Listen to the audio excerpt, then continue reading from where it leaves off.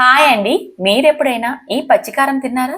పల్లెటూరు స్టైల్‌లో చాలా బాగుంటుంది. ఈరోజు మన సుహాస్నస్ కిచెన్‌లో ఈ కారాన్ని మీకోసం తయారు చేశాను. వేడి వేడి అన్నంలోకి కాస్త నెయ్యి వేసుకొని కలుపుకొని తింటే బిర్యానీ కూడా దీని ముందర వేస్టేనండి. అంత బాగుంటుంది. దీనికోసం పావు కిలో దాకా పచ్చిమిరపకాయలని తీసుకోవాలి. మిరపకాయల్ని కాస్త కారం తక్కువ ఉన్నవి తీసుకోండి. అప్పుడే తిన్నాక కడుపులో మంట లేకుండా ఉంటుంది. వీటిని శుభ్రంగా కడిగి చూడండి, ఇక్కడ నేను వీడియోలో చూపించిన విధంగా ముక్కలుగా కట్ చేసుకోవాలి. అప్పుడే ప్రతి ముక్క కూడా మనకి మంచిగా ఫ్రై అయిపోతుంది. లేదనుకోండి మిరపకాయలకి మనకి స్ట్రైట్ గా లేకోకుండా ఇలా ఉంటాయి కదా వంకర్లుగా, అవన్నీ కూడా మనకి ఆయిల్లో మంచిగా ఫ్రై అవ్వవు.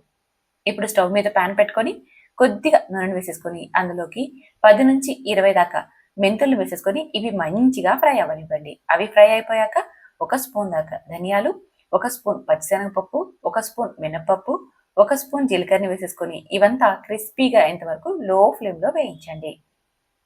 ఇవి బాగా ఫ్రై అయిపోయాక ఇప్పుడు ఇందులోకి మనం కట్ చేసి పెట్టుకున్న ఈ పచ్చిమిరపకాయ ముక్కల్ని వేసేసుకోండి.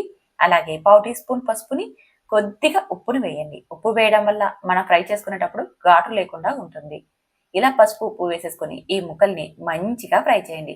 మంటని మీడియం ఫ్లేమ్లోకి అలాగే లో ఫ్లేమ్లోకి టర్న్ చేసేసుకుంటూ చూడండి, పచ్చిమిరపకాయ పైన బొబ్బలు వచ్చి ఇదంతా కూడా మంచిగా ఫ్రై అయిపోవాలి. ఎప్పుడైతే తెల్లటి పేచల్లాగా వస్తాయో అప్పుడు మిరపకాయ ఫ్రై అయిపోయినట్టు.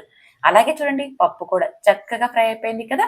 ఇలా ఫ్రై చేసుకున్న వీటన్నిటిని ఒక ప్లేట్లోకి తీసుకొని చల్లారనివ్వండి.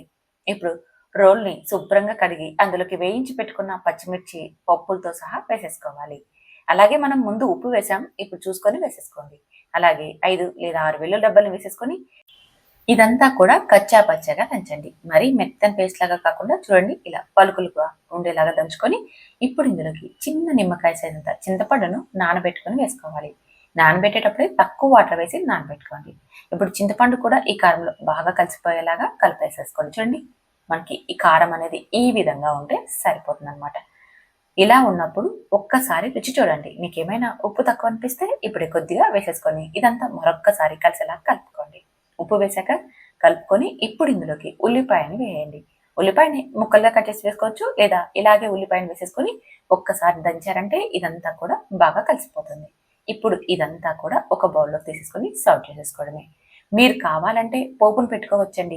నేనైతే ఎలాంటి పోపు కూడా పెట్టడం లేదు. పల్లెటూరు కారం అంటే పోపు అవసరం లేదండి. ఇలా తయారు చేసుకుంటేనే రుచి చాలా బాగుంటుంది. ఇక పోపు వేసామంటే ఆ రుచి వేరుగా ఉంటుంది. మీరు కావాలంటే పోపును పెట్టుకోండి. నేనైతే ఇలాగే సర్వ్ చేసుకుంటున్నాను అంతే. పల్లెటూరు స్టైల్లో కారం అయితే రెడీ అయిపోయిందండి.